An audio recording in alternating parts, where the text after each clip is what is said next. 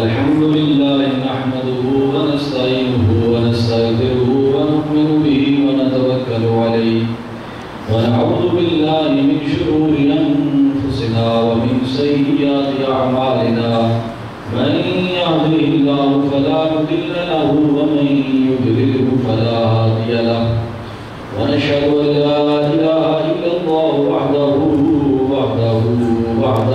لا شريك له ونشهد أن سيدنا ومولانا وحبيبنا وحبيب ربنا محمدا عبده ورسوله أما بعد أعوذ بالله من الشيطان الرجيم بسم الله الرحمن الرحيم تبارك الذي بيده الملك وهو على كل شيء قدير الذي خلق الموت والحياة ليبلوكم أيكم أحسن عملا صدق الله العلي العظيم وصدق رسوله النبي الأمي الكريم إن الله وملائكته يصلون على النبي يا أيها الذين آمنوا صلوا عليه وسلموا تسليما محبت کے ساتھ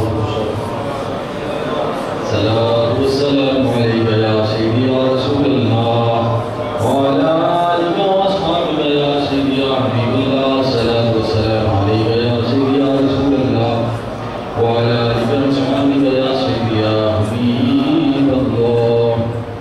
حضرات محترم برادران اسلام، میں آپ سب اللہ تعالیٰ کی توفیق سے اور اس کے فضل سے جمعہ مبارک کی اس پاکیزہ محفل میں مجلس میں حاضر ہیں. اللہ تعالیٰ میری آپ سب کی حاضری اپنی جناب خاص میں قبول و منظور فرمائے اور جو یہاں سنے سنائے اللہ تعالیٰ اس پر عمل کرنے کی توفیق عطا فرمائے. مجھ سے پہلے ارشد صاحب اور حافظ صاحب حضور کی بارگاہ میں نذرانہ عقیدت پیش کر رہے تھے تو جی تو یہی چاہتا ہے کہ بس اسی رنگ میں جس رنگ میں بیٹھے ہیں اسی رنگ میں اٹھ جائیں، کیونکہ حضور نبی پاک صلی اللہ علیہ وآلہ وسلم کا ذکر کرنا اور سننا وہ نعمت ہے کہ جو خوش نصیبوں کو حاصل ہوتی ہے. تو حضور کی سماحانی کرنا اور حضور کے جو ہے وہ تذکرے کرنا یہ بہت بڑی بات ہے. اللہ تعالیٰ ہم سب کو ہماری زندگی اور ہماری موت اسی ذکر پر فرمائے. جمعہ کا دن بڑا پاکیزہ دن ہوتا ہے. کوشش یہ ہوتی ہے کہ آپ احباب تشریف لاتے ہیں تو کچھ نہ کچھ ہم بھی سنبھال کر لے جائیں، کچھ آپ کے پلے بھی پڑ جائے اور کوئی قرآن و حدیث کی جو کچھ اللہ رسول کی باتیں ہمارے ذہنوں میں ازبر ہو جائیں. ہو سکتا ہے کسی خوش نصیب کے دل میں ہماری بات اتر جائے اور اس کی زندگی سنبھل جائے. غزوہ خیبر کے موقع پر حضور نبی پاک صلی اللہ علیہ وآلہ وسلم نے جب حضرت علی رضی اللہ تعالیٰ عنہ آپ کو بھیجا جھنڈا دے کر تو آپ نے فرمایا یہ وہ ہستی ہے جس سے اللہ اور اس کے رسول محبت کرتے ہیں اور یہ اللہ اس کے رسول سے محبت کرتا ہے. آپ نے فرمایا اے علی المرتضیٰ ان کو کلمہ توحید کی طرف بلانا. ہو سکتا ہے تیرے بلانے سے ان کے دل میں تیری بات اتر جائے. اگر ایک شخص نے بھی کلمہ شریف پڑھ لیا تو یہ 100 سرخ اونٹوں سے بہتر ہے. تو کسی کے دل میں بات اتر جائے وہ سمجھ لے. تو یہ جمعے کا دن جو اللہ پاک ہمیں عطا فرماتے ہیں، ایک تو روزانہ 5 وقت ہی حضور اللہ کی بارگاہ میں حاضر ہوتے ہیں اور ایک جمعے کے جمعے تو یہ بڑا خاص موقع ہوتا ہے. بڑی محبت کے ساتھ، بڑے پیار کے ساتھ، بڑی ادب کے ساتھ کچھ سیکھنے کے لیے جب آئیں گے تو انشاءاللہ تعالیٰ اللہ پاک مجھے بھی توفیق دے دے گا اور آپ کو بھی توفیق حاصل ہو جائے گی انشاءاللہ. خالد دامن نہیں جائے گا انشاءاللہ. تو اللہ میں کوشش یہ کرتا ہوں کہ قرآن پاک کا کوئی ایسا موضوع ہم بنا لیں جو 3-4 جمعہ چلے. اگر تو خاص جمعہ کوئی آ جاتا ہے جیسے یوم صدیق اکبر آ رہا ہے یا کوئی خاص ایام آتے ہیں اس جمعے کو وہ دن بنا لیں. باقی قرآن پاک کا ایک درسی سلسلہ جو ہے وہ چلتا رہے تاکہ جمعہ کے اس مخصوص وقت میں ہم قرآن پاک کے کوئی نہ کوئی حصے کی تلاوت پڑھ کے سن کے اس کے مطابق عمل کرنے کی کوشش کریں. میں نے سورہ الملک کی تلاوت کی ہے اور اس کی پہلی آیت میں اللہ رب العزت نے اپنی ایک صفت کا ذکر کیا ہے، الملک. فرمان ہوتا ہے سارے جہانوں کی بادشاہی، اسی نام پر اس سورہ کا نام ہے الملک، کہ ساری بادشاہی. تو الف لام آ گیا، یعنی جس سے خاص بادشاہی، یعنی سارا کنٹرول، ساری حاکمیت وہ اللہ کے ہاتھوں میں ہے. تو اس سورت کو آغاز کرنے سے پہلے اس کی کیا فضیلت ہے، اس کا کیا مقام ہے، وہ چند احادیث سماعت فرما دیں. مجھے اچھی طرح یاد ہے کہ قبلہ شاہ صاحب رحمۃ اللہ تعالیٰ علیہ نے کوئی ایسی رات نہیں گزری جب اس سورت کی آپ نے تلاوت نہ فرمائی. ایک سورہ ملک، ایک سورہ الواقعہ. آپ فرماتے تھے اور حدیث پاک میں بھی آتا ہے کہ جو سورہ الواقعہ پڑھتا ہے اس پر غربت نہیں آتی. عشاء کے بعد جو سورہ الواقعہ پڑھتا ہے اس پر غربت نہیں آتی. یہ حضور کا فرمان ہے. عشاء کے بعد یہ سورت پڑھنی چاہیے. آپ نے فرمایا کبھی ایسا لمحہ نہیں آیا کہ جو ہے وہ اس چیز کا سامنا کرنا پڑا ہو. اللہ پاک نے اپنی جناب خاص سے ہر چیز عطا فرمائی. زیادہ ہو جانا یہ کوئی برکت کا باعث نہیں ہے، بلکہ یہ ہے کہ جتنا ہے وہ پورا ہو جائے. اس میں کچھ چیز کو کہتے ہیں. فرمایا کہ کبھی کمی نہیں آئی. اس چیز کا ارادہ کیا اللہ پاک نے پورا فرما دیا. دوسرا سورہ الملک، آپ نے فرمایا جو یہ پڑھتا ہے اسے بے ایمانی کی موت نہیں آتی. ایمان کی موت آتی جب دنیا سے جاتا ہے، کیونکہ یہ سورت رب سے جھگڑتی ہے اور کہتی ہے یا اللہ یا تو مجھے اپنے کلام سے نکال دے یا اس بندے کی کوشش کر. اللہ تعالیٰ اس سورت کی شفاعت کو قبول فرماتے ہیں. تو بڑی پیاری سورت ہے. چند ایک تو احادیث اس کی عظمت و شان کے حوالے سے آقا نعمت نے جو فرمایا ہے وہ سنیں. حضرت عبداللہ بن عباس رضی اللہ تعالیٰ عنہ ارشاد فرماتے ہیں، آپ فرماتے ہیں کہ ایک مرتبہ ایسا ہوا کہ حضور کے ایک صحابی تھے، انہوں نے ایک خیمہ لگایا کسی سفر میں. راستے میں خیمے لگاتے تھے تو خیمہ لگایا. اب ان کو نہیں پتا کہ میرے خیمے کے نیچے کسی کی قبر ہے. بعض کا ایسا ہو جاتا ہے کہ ہم چل رہے ہوتے ہیں، کسی جگہ بیٹھ جاتے ہیں تو بعد میں پتا چلتا ہے کہ یہاں نیچے قبر تھی، وہ معلوم ہو چکی ہوتی ہے. کوشش یہ کرنی چاہیے کہ قبروں کی نشانی باقی رہے اور جو ہے ماہانہ یا ہفتے میں اپنے لواحقین کی قبروں کو جا کر دیکھا کریں. یہ نہیں کہ جانا ہے قبر معلوم ہو گئی اور قبر کی نشانی رکھنا اس لیے درست ہے تاکہ کسی بندے کا وہاں پاؤں نہ پڑے اور وہ گناہگار نہ ہو. جب قبر موجود ہوگی سامنے تو وہ بندہ اس کی بے ادبی نہیں کرے گا، اور جب کوئی چیز ہی سامنے موجود نہیں ہے تو بے ادبی کا احتمال موجود ہوتا ہے. اور کبھی ایسا بھی ہوتا ہے کہ انسان کو فوت ہو جائے تو جہاں قبر پہلے تھی اس جگہ کھود لیا جاتا ہے تو پھر پریشانی کا سامنا کرنا پڑتا ہے. تو اپنی قبروں کو سنبھال کے رکھیں، ٹھیک ہے جی، تو تاکہ وہاں فاتحہ شریف پڑھ سکیں، وہاں دعا کر سکیں، اور کئی اس کے فوائد ہیں. تو فرمایا کہ ان کو نہیں پتا تھا کہ میں نے جہاں خیمہ لگایا ہے نیچے قبر ہے. جب وہ اپنے خیمے میں سو گئے تو رات کو زمین کے نیچے سے سورہ الملک پڑھنے کی آواز آنے لگی. اب وہ سورہ ملک پڑھ رہا ہے، وہ بڑے حیران ہوئے. جب وہ رات ختم ہوئی تو یہ سارا بابرکت معاملہ اس صحابی رسول نے حضور کی بارگاہ میں پیش کیا. یا سنو میرے ساتھ تو یہ معاملہ ہوا، ساری رات قبر میں کوئی سورہ ملک پڑھ رہا ہے. یار دیکھو حضور کا وہ غلام قبر میں جائے، قرآن پاک پڑھنے کا وہ عادی ہو، قبر میں جانے کے بعد اللہ آپ اسے توفیق دیتے ہیں کہ جو دنیا میں کرتا رہا ہے اب وہ کر. تو وہاں قرآن پاک مردہ بندہ پڑھ سکتا ہے، جس کے پلے کچھ نہ وہ پڑھ سکتا ہے؟ نہیں پڑھ سکتا. تو ظاہر وہ زندہ ہی ہے تو سورہ ملک پڑھ رہا ہے. تو جس پر سورہ ملک اتری ہے اس کا مقام کیا ہوگا، اس کی اپنی شان کیا ہوگی؟ یہ تو اس کے فرمان پر عمل کر کے وہ اپنی قبر میں زندہ ہے. تو جن پر سورہ ملک اتری ہے ان کا عالم برزخ کا عالم کیا ہوگا؟ یہ ساری یاد رکھنے کی باتیں ہیں. فرمایا جو ان کا غلام ہے وہ بھی اپنی قبر میں زندہ ہوتا ہے. اور وہ صحابی رسول، اور یہ حدیث پاک کسی رسالے میں نہیں لکھی ہوئی، یہ ترمذی شریف کی حدیث پاک ہے. صحائف کا 21 نمبر کی حدیث پاک ترمذی شریف میں یہ حدیث پاک موجود ہے. تو فرمایا کہ سرکار نے فرمایا کہ یہ سورت جو ہے اللہ تعالیٰ کے عذاب کو روکنے والی ہے اور یہ سورت اپنے قاری کو اللہ کے عذاب سے بچانے والی ہے. کیونکہ وہ بندہ اللہ کی اس کلام سے پیار کرتا تھا تو لہٰذا اسے قبر میں اجازت ملی ہے کہ اب تو سورہ ملک پڑھ. اس کی قبر سے اس کو پڑھنے کی آواز آ رہی ہے.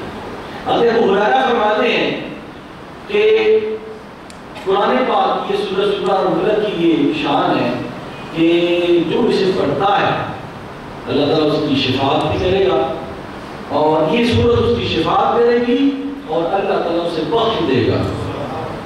یہ ہوتا ہے کسی کی مانی نہ جائے کہ جب شفاعت کرے گی اپنے پڑھنے والے کی تو اس کی بخشش یقینی ہے. ایک اور حدیث پاک میں آتا ہے حضرت عائشہ رضی اللہ تعالیٰ عنہا آپ ارشاد فرماتی ہیں کہ النبی صلی اللہ علیہ وسلم قال یقرأ الف لام میم تنزیل السجدہ وتبارک الذی بیدہ الملک کل لیلۃ لا یدعها فی سفر ولا حضر. حضرت عائشہ فرماتی ہیں کہ حضور نبی پاک صلی اللہ علیہ وسلم کا یہ معمول تھا کہ آپ ہر رات چاہے سفر ہو چاہے حضر ہو سورہ سجدہ اور سورہ ملک پڑھ کر سویا کرتے تھے. جب کا معمول تھا سورہ سجدہ اور سورہ ملک آپ پڑھ کر سویا کرتے تھے.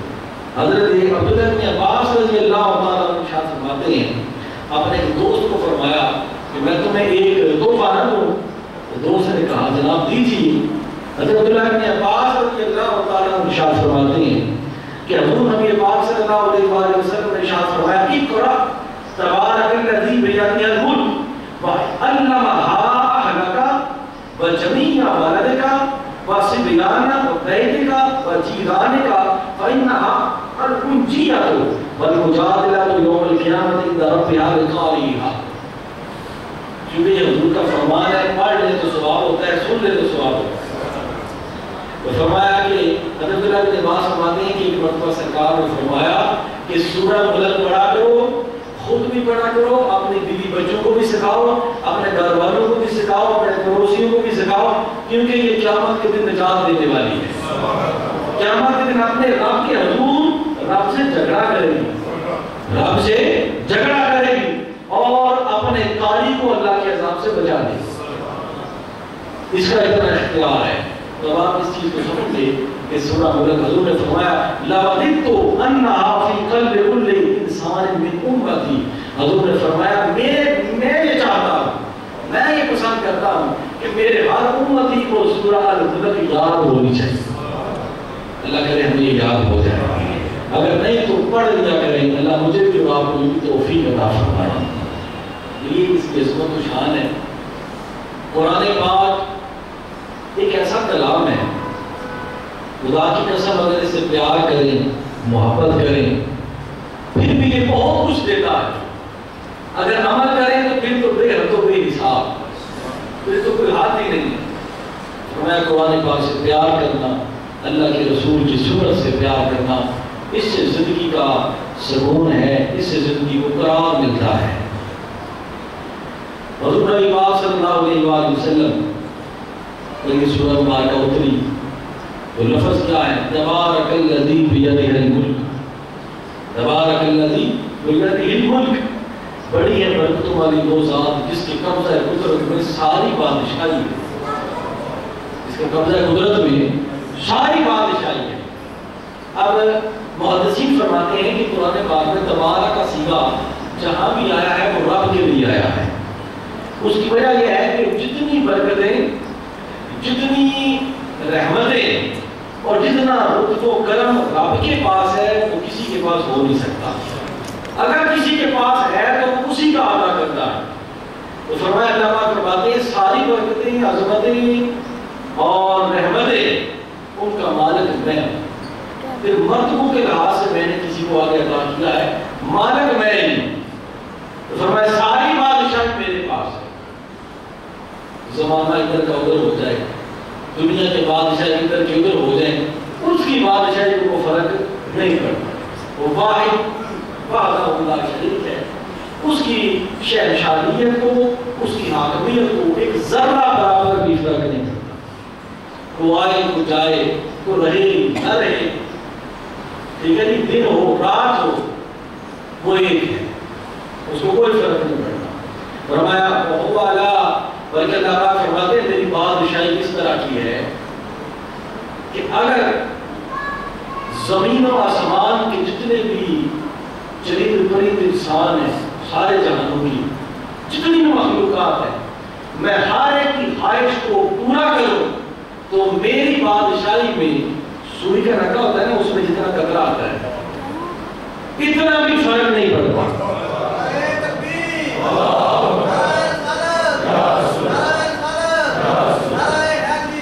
جس رات کا کلمہ پڑھتے ہو اس کی بادشاہی کا پتہ بھی ہونا چاہیے۔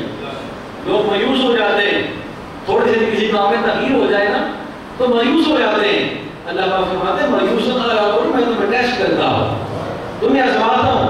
آزمانا میرا حق ہے، جس طرح استاد ہے پڑھاتا ہے تربیت کرتا ہے تو کبھی کبھی اپنے لائق استاد کو شاگرد کو بھی آزماتا ہے، امتحان لیتا ہے، یہ اس کی تربیت ہے۔ فرمایا میں رب ہوں اور میں تربیت کرنے والا ہوں، انسان کو آہستہ آہستہ انسانیت کے سانچے میں ڈالتا ہوں، اسے پرکھتا ہوں، پھر جو میرے مطابق ہوتا ہے اسے میں بلندیاں وزن و شانیں دے دیتا ہوں۔ فرمایا کہ ساری بادشاہی تو میرے پاس ہے، میرے سوئی کے نکے کے برابر بھی میری بادشاہی میں کوئی فرق نہیں پڑتا اگر سارے انسانوں کی خواہشات کے مطابق میں انہیں ادا کرتا رہا۔ اب دیکھیے حضرت سلیمان علیہ السلام کا مشہور واقعہ ہے، آرزو پیدا ہوئی، یا اللہ میرا جی چاہتا ہے کہ ایک دن میں میری ساری مخلوق کو کھانا کھلاؤں۔ فرمایا سلیمان آپ اللہ کے میرے رسول ہیں، پیغمبر ہیں، میں نے انسانوں جنوں کی بادشاہی آپ کو عطا فرمائی ہے، پرندوں کی چیونٹیوں کی بادشاہی آپ کو عطا فرمائی ہے، تو آپ یہ کر نہیں سکتے، بہرحال آپ اپنے نئی کوشش کریں۔ بہت عرصہ حضرت سلیمان علیہ السلام جنوں کی اور پرندوں کی ڈیوٹیاں لگاتے، یہ خوراک جمع کریں۔ اب سارے آپ کے درباری بھی وزیر مشیر جو ریسورسز تھے جمع کرتے رہے۔ اب اللہ پاک سے کہا کہ یاد اپنی مخلوق کو بھیج اور وہ کھانا کھائیں۔ دریا سے مچھلی آئی اور ایک ہی گھونٹ میں سارا کھا گئی۔ اللہ پاک نے فرمایا سلیمان علیہ السلام آپ تو میری ایک مچھلی کو کھانا نہیں دے سکے، اس مچھلی کو تو میں روزانہ 3 بار دیتا، یہ تو ایک ہی چشکے میں سارا کھا گئی، باقی ساری مخلوق ہے ابھی آپ خود ہیں۔ فرمایا تبارک الذی بیدہ الملک، ساری بادشاہی تیرے ہاتھ میں۔ فرمایا تو یہ کہنے کا مقصد یہ ہے کہ انسان اس وحدہ لا شریک کے نظام کو دیکھے تو حیران رہ جاتا۔ آپ کبھی جہاز پر بیٹھے ہو جو بیٹھتے ہیں، کبھی آپ رات کے سفر پر جب صبح نمودار ہوتی ہے تو اللہ پاک نے فرمایا دیکھا کرو، میری مخلوق کو دیکھا کرو، افلا ينظرون الى الابل كيف خلقت، اونٹ کو دیکھا کرو کہ اللہ نے اسے کیسے پیدا کیا، اس کا اٹھنا بیٹھنا چلنا پھرنا دیکھا کریں، گھوڑے کو دیکھا کریں کہ کیسے پیدا ہوئے۔ تو آپ کبھی وہ منظر دیکھیں تو آپ کو ایک عجیب سا محسوس ہوگا، جب صبح کا نور نکلتا ہے اندھیرا چھٹتا ہے تو پتہ چلتا ہے کہ اس جہان کا تو پالنہار ہے، خود بہت کوئی چیز نہیں چلتی، یہ ایک سائیکل معمولی سی چیز ہے، یہ خود بہت نہیں چل سکتی، تو یہ نظام کائنات جس کو چلانے والا وہ وحدہ لا شریک ہے، وَهُوَ عَلَىٰ كُلِّ شَيْءٍ قَدِيرٌ، وہ ہر چیز پر قادر ہے، ان اللہ علیٰ کل شیء قدیر۔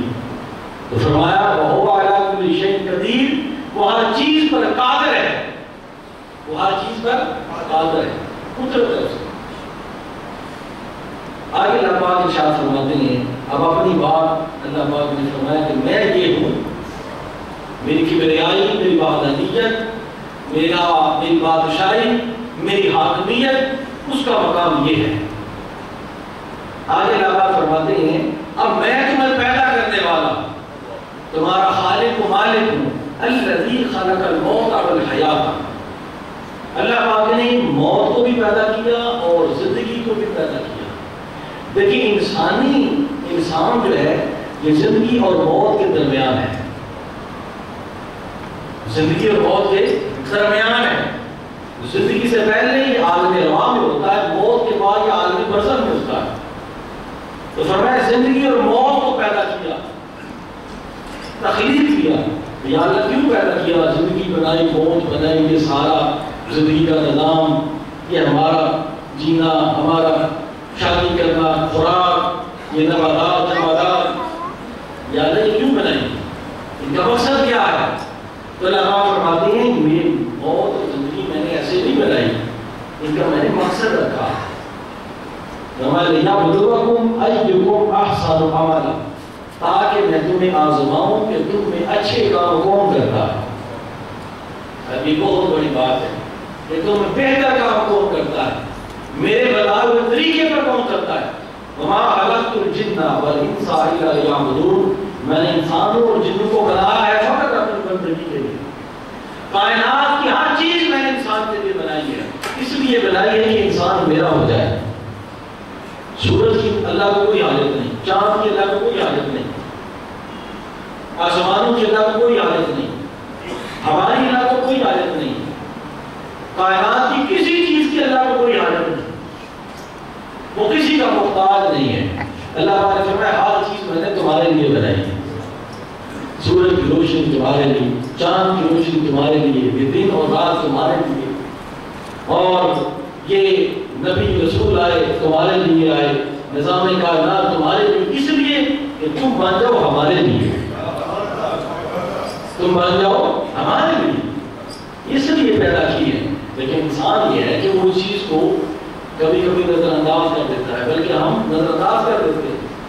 تو زندگی کا مقصد یہ ہے کہ اللہ پاک ہمیں آزماتا ہے تاکہ اچھے کام کون کرے. اب دیکھیں آزمائش کا جو لفظ ہے یہ کوئی سوکھا لفظ نہیں ہے.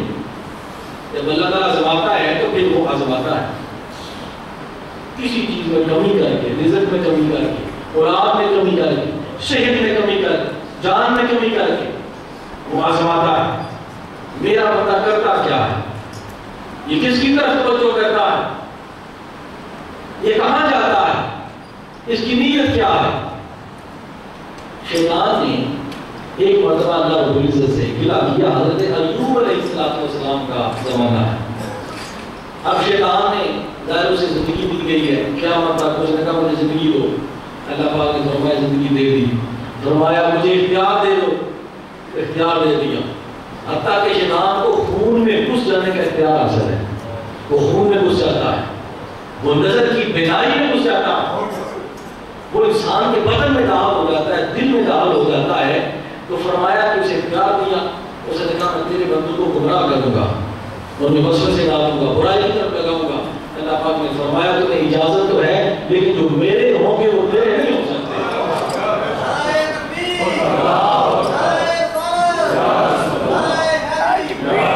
جو میرے ہوں گے وہ تیرے، جو میرے بندے ہیں وہ تیرے وسوسوں میں نہیں آئیں گے. اور دوسری بات یہ ہے اگر وہ تیرے وسوسے میں آ گیا، اس نے توبہ کر دی تو میں اس کی کوشش کروں. اب شیطان جو ہے اس کا تو کام ہے. تو حضرت ایوب علیہ السلام کا یہ زمانہ ہے تو بندے کی آزمائش ہوتی ہے. انبیاء رسل کی آزمائش ہوئی، پیغمبروں کی آزمائش ہوئی. تو حضرت ایوب علیہ السلام کے بارے میں شیطان نے کہا یا رب العالمین تو نے ان کو نبوت دی ہے، تو نے ان کو اولاد دی ہے، تو نے ان کو مال کی کثرت دی ہے، عزت افضائی کی ہے، ہر چیز دی ہے. اس بندے نے تو تیری نماز پڑھنے ہیں، اس بندے نے تو تیرے گیت گانے ہیں، اس بندے نے تو تیرے چرچے کرنے ہیں، تیری تبلیغ کرنی ہے، سب کچھ کرنا ہے. میں اس وقت مانوں کہ یہ تیرا بندہ ہے جب تو سب کچھ چھین لے. اللہ پاک نے کہتا شیطان نبی تو اصل سے نبی ہوتا ہے، جس کو دے دیا اس کو دے دیا. کوئی نبی کسی نبی سے نبوت لی نہیں جا سکتی. نبی نبی ہوتا ہے، عالم روا میں بھی نبی، عالم دنیا میں بھی نبی، آگے بھی نبی، قیامت کو بھی نبی، قیامت کے بعد میں بھی، جنت میں بھی نبی. یہ چیزیں نہیں لی جا سکتی. ٹھیک ہے ان کی اولاد ہے، ان کے پاس مال ہے، ان کی عزت افزائی ہے. اللہ پاک نے ساری اولاد پر موت طاری کر ایک ایک کر کے ساری اولاد فوت ہو گئی، مال بھی ختم ہو گیا. لیکن حضرت ایوب علیہ السلام اسی طرح گلی میں اللہ کے توحید کا اعلان کر رہے ہیں. اولاد فوت ہوتی ہے، انا للہ و انا الیہ راجعون. مال چلا گیا، پھر بھی سب کچھ اللہ کے لیے، اسی طرح روٹین چل رہی، کوئی فرق نہیں آیا۔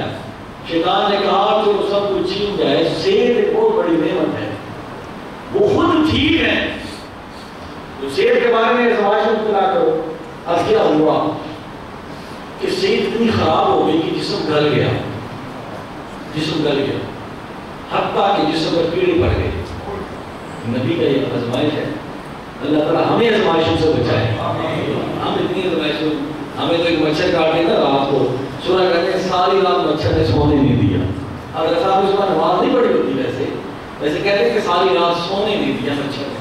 ایک مچھر کی آزمائش، جو پاؤڈر جو اسپرے لگا لوگوں کو سوتے ہیں، لیکن مچھر کا شکوہ ہم صبح ضرور کرتے ہیں، تو یہ تو کوئی چیز نہیں ہے۔ تو جسم سارا گل گیا، ایک رات رونے لگے حضرت ایوب علیہ السلام، آنکھوں سے آنسو آ گئے۔ شیطان نے کہا دیکھا تیرا بندہ رو پڑا ہے، اب جان کے نالے پڑ گئے اور جسم گل گیا۔ تو شیطان نے جب یہ کہا تو اللہ پاک نے فرشتے کو بھیجا کہ جاؤ میرے بندے سے پوچھ کر آؤ کیا بات ہے۔ اب یہی سزا کسی کو پڑتی ہے، میرے بندے سے میرا حال جا کر پوچھ کر آؤ کہ کیوں رو رہے ہیں۔ اب پتہ یہ چلا کہ اللہ پاک حال بھی پوچھ رہے ہیں، تکلیف میں مبتلا کر رکھا ہے۔ تو جب فرشتہ گیا تو ایوب علیہ السلام سے پوچھا کیوں رو رہے ہیں۔ اب حضرت ایوب علیہ السلام نے جواب دیا، اللہ تعالیٰ نے فرمایا شیطان سن میرے بندے کا جواب۔ حضرت ایوب علیہ السلام نے فرمایا اللہ سے جا کر کہو کیڑے نے سارا میرا جسم کھا لیا ہے، لیکن میں چاہتا ہوں میرا دل میری زبان محفوظ رہے، میرا دل میری زبان محفوظ رہے۔ فرمایا کیوں؟ فرمایا دل میں اس کا نام ہے، زبان میں اس کا ذکر ہے، چاہتا ہوں کہ یہ چیز نہ مجھ سے چھن جائے۔ فرمایا چاہتا ہوں میرا دل بھی سلامت رہے، میری زبان بھی سلامت رہے، تاکہ میں اس کا ذکر کرتا رہوں اس کے تصور کے ساتھ۔ جب شیطان نے یہ آواز سنی تو اس کی بھی چیخیں نکل گئی اور اس نے کہا یا اللہ میں سب کو گمراہ کر سکتا ہوں لیکن جو تیرے ہیں وہ میرے نہیں۔ اللہ پاک نے ایوب علیہ السلام کی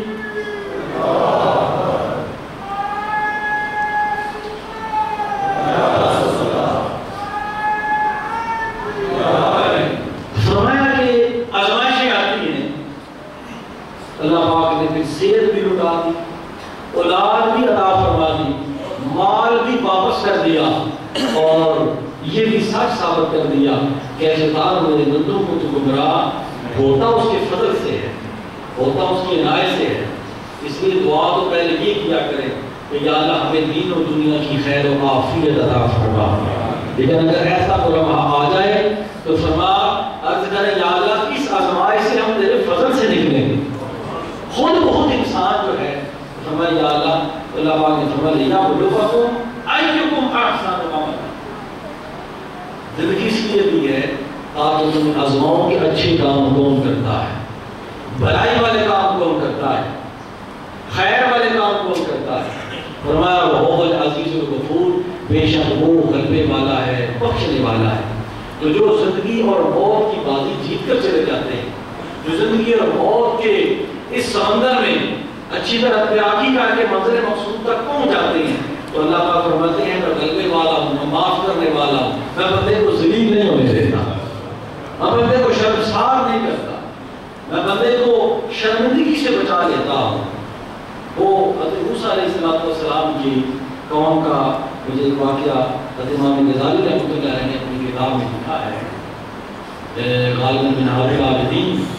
آپ فرماتے ہیں کہ ایک بنی اسرائیل کے نبی تھے، تو ان کی ایک قوم کا ایک شخص اتنا فاسق و فاجر تھا کہ قوم اس سے نفرت کرتی تھی، تو انہوں نے فیصلہ کیا کہ اس بندے کو باہر چھوڑا ہے، علاقے سے باہر نکال دیں، اس کی وجہ سے عذاب نہ آ جائے۔